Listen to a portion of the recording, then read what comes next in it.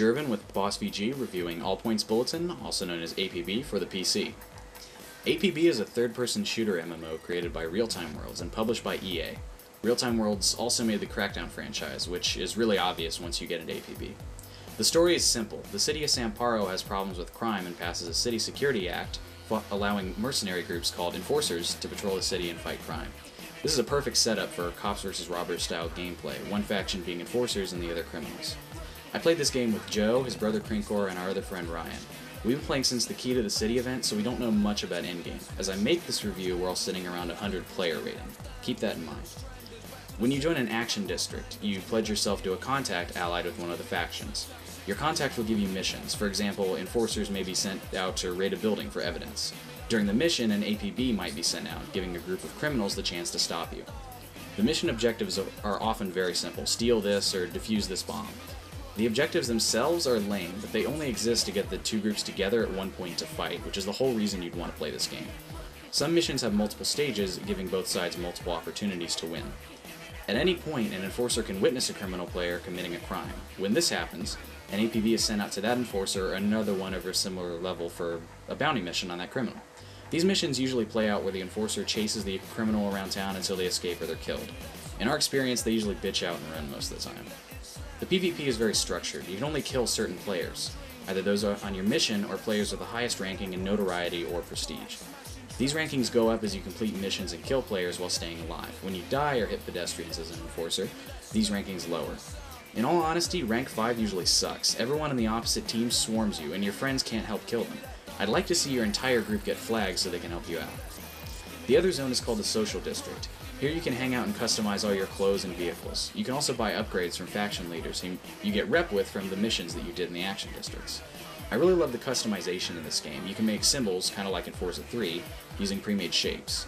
There's a trick to it, but some people can make anything with them. This is one of my favorite parts of the game. No two characters or vehicles will look alike just because there's so many options. There's also a music editor, where you can make a short theme that will play to people you've just killed or when you win a mission. Full songs can also be made with that, but you play those in your car. Almost anything that you make can be sold on the marketplace for money. So now that I've kind of talked about some of the basic parts of this game, I'm going to bring in Joe and we're going to talk about our likes and dislikes so you can understand some other aspects of it. Yeah, I really like the size of the community. I feel it's going to be a quality over quantity sort of thing because the communities are going to be really small. Only about 100,000 people per server, and it's only give players a chance to make a name for themselves within their communities. It makes it really cool. Right, people are going to be able to get recognition because the community is smaller. If you make a really good theme and put it on the auction house, people are going to recognize your name because you're really good at doing that.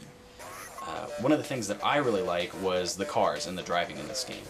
There's a trick to it. There's a definite skill curve, and I've read a lot of people criticizing this on forums online, but what people have to realize is you can't just barrel around a corner at 60 miles per hour and use the handbrake and not expect to roll over.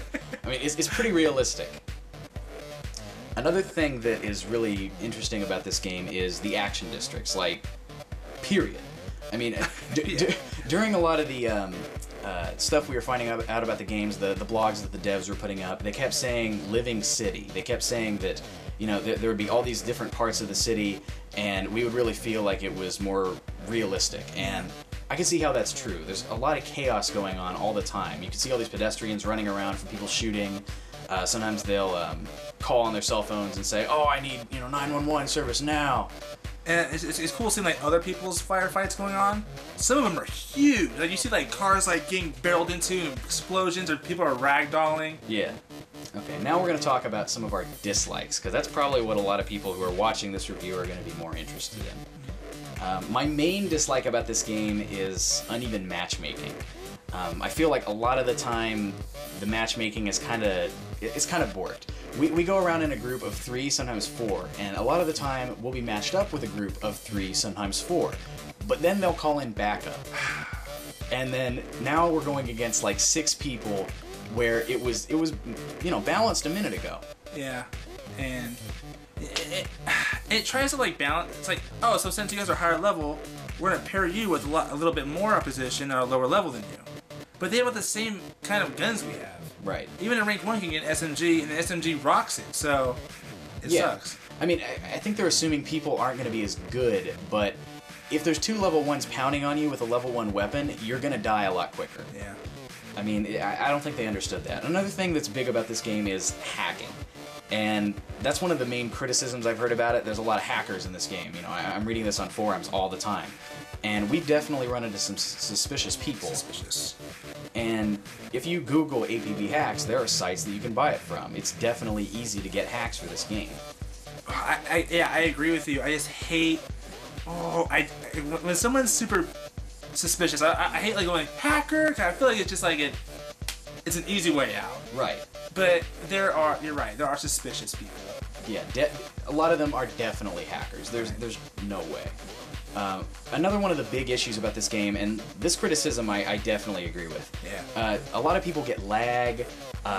They need to add some sort of like graphics optimization or something. Right now, as it stands, you could set it to like high graphics, low graphics, medium, and then that's pretty much it. You can't take off shadows, you can't take off anti-aliasing. Right. I mean, the game basically tells you how to run all these different things, and that doesn't usually work. I mean, even with a computer, which, like, my computer is decent, and I still get lag, like, all the time. Yeah, I understand the 32-bit constraints, but I want the option to turn my shadows off. Right. There's like little things that would help my computer run better. Right. I crashed in the fucking editor. It sucks, dude. But overall, even though we seem to really hate a lot of these dislikes, the likes are definitely worth it. Just the action in this game, the PvP, it's very addictive. If you love PvP, you will probably love this game. But if you're a PvE person, I wouldn't even pick it up. Yeah. So, thanks for watching. This has been Jervin and Joe. Later.